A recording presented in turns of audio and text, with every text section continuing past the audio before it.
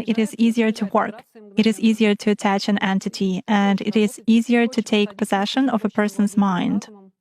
Does it mean that it's more difficult to influence a person if he keeps his thoughts in purity? Yes, absolutely. When faced with various religions, it is very difficult to influence Muslims. They are in a constant connection with the egregore. They do namaz every day and read prayers on a daily basis. They are constantly under some kind of a dome, so it is very difficult to influence them. When you start impacting a person, he begins to address in a prayer. Indeed, many of them are very different from those who come to church only when everything is bad in their life. They come to pray, and then for 5 years they forget about God, some canons, and so on. Muslims, as a rule, passionately believe and passionately give energy to their egregore. And this egregore protects them very well.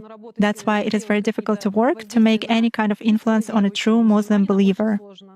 Is this some kind of a good egregore? Well, for them, yes. This egregore is good for adepts who contribute good energy to it. How do you sense it? For instance, you have found an energy trace of such person. What's next? Do you try to drag him somehow to visualize this threat and you fail? Or how do you do that? It disappears. I cannot get a grip on it. I focus on it, but something immediately knocks me out of the flow, just like that. Or I visualize a person in front of me clearly and can affect him even at a mental level, but some image is not created in my mind at all. I even look at a photo, reproduce an image, but it vanishes from my mind.